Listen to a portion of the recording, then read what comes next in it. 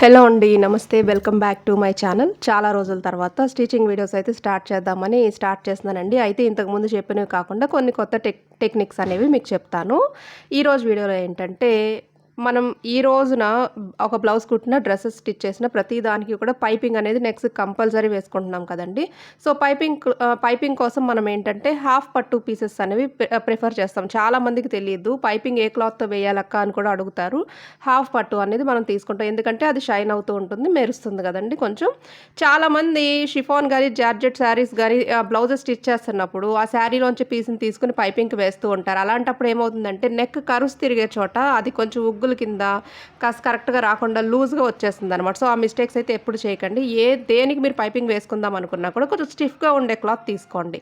Shining కోసం half పట్టు అనేది తీసుకుంటున్నాం. సో నార్మల్గా క్లాత్ తీసుకున్నప్పుడు ఇలా క్రాస్ లైన్స్ కట్ చేసుకొని క్రాస్ పీసుల్ని మనం పైపింగ్కి వేసుకుంటాం. మన వరకు మనం స్టిచ్ చేసుకునేటప్పుడు ఓకే, మిగతాది పక్కన పెట్టేసుకుంటాం. కానీ మీరు ఒక షాపో బొటికో రన్ చేస్తున్నారనుకోండి, వాళ్ళు ఎలా కట్ చేస్తారో తెలుసా? ఎందుకంటే ఈ ఒక పీసు ఒక్క బ్లౌజ్కి కాదు, చాలా మందికి రేపన్న రోజున అవసరపడచ్చు. ఓకేనా? సో అది వేస్ట్ కాకుండా దీన్ని ఫోల్డ్ చేసుకుని మనం పైపింగ్ కోసం రెడీగా పెట్టుకున్నట్టయితే కనుక ఎప్పుడంటే అప్పుడు ఆ క్లాత్ని తీసుకుని ఇన్స్టెంట్గా మనం కట్ చేసేసుకోవచ్చండి. కట్ చేసుకుంటే మీకు క్రాస్ పీసులు రెడీగా ఉంటాయి అనమాట.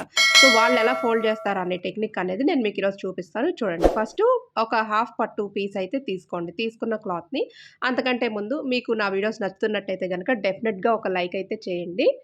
నలుగురు చూడాలనుకుంటే, నలుగురు నేర్చుకోవాలనుకుంటే వాళ్ళకి షేర్ చేయండి. నా ఛానల్ని ఇంకా సబ్స్క్రైబ్ చేసుకోకుండా ఉన్నట్టయితే కనుక నోటిఫికేషన్స్ మిస్ కాకుండా ఉండటం కోసం సబ్స్క్రైబ్ చేసుకోండి. సో ఫస్ట్ బ్లౌజ్ పీస్ని నేను చూపిస్తున్న విధంగా ఫోల్డింగ్ అయితే చేసుకోండి. చూడండి, ఫస్ట్ ఇలా ఓకే అండి, అలా ఫోల్డ్ చేసుకోండి. చేసుకున్న తర్వాత ఈ సైడ్ ఎక్స్ట్రా పీస్ ఏదైతే ఉందో ఆ ఎక్స్ట్రా పీస్ని సిజర్ తీసుకుని కట్ చేసేయండి నేను చూపిస్తున్నట్టుగా. ఇప్పుడు దీన్ని ఇలా మధ్యకి ఇంకొక ఫోల్డ్ చేసుకోండి.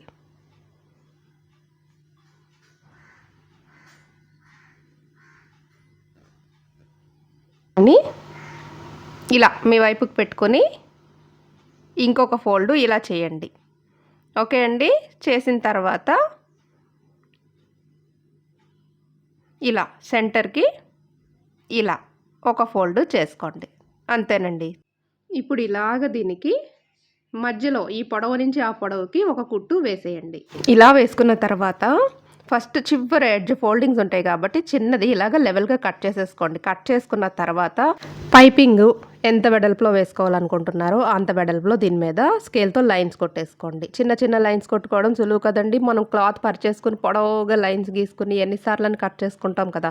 సో 1.5 వెడల్పులో తీసుకుంటే పైపింగ్కి క్లాత్ అనేది సరిపోతుందండి. అందుకే స్కేల్కి కొంచెం గ్యాప్ ఉంచి లైన్స్ అనేవి డ్రా చేస్తున్నాను అనమాట.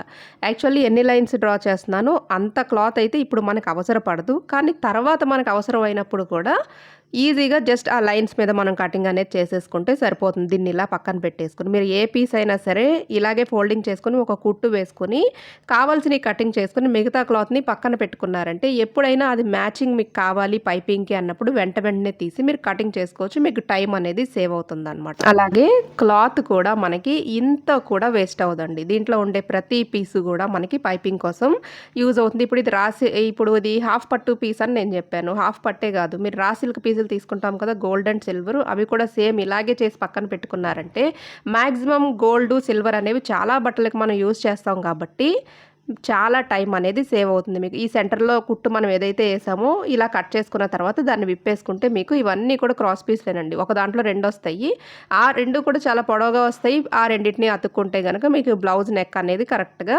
సరిపోతుంది. దాంట్లో ఇంకా మిగులుతుంది కూడా. సో మనకి కావాల్సినంత తీసుకుని ఈ పీస్ని ఇలాగే జాగ్రత్తగా పక్కన పెట్టుకున్నాం అనుకోండి, ఎప్పుడు కావాలంటే అప్పుడు ఆ లైన్స్ మీద కట్ చేసుకుంటే మీకు క్రాస్ పీసులు రెడీ అనమాట. ఓకే అండి, నచ్చితే కనుక వీడియో డెఫినెట్గా లైక్ చేయండి. Thank you for watching.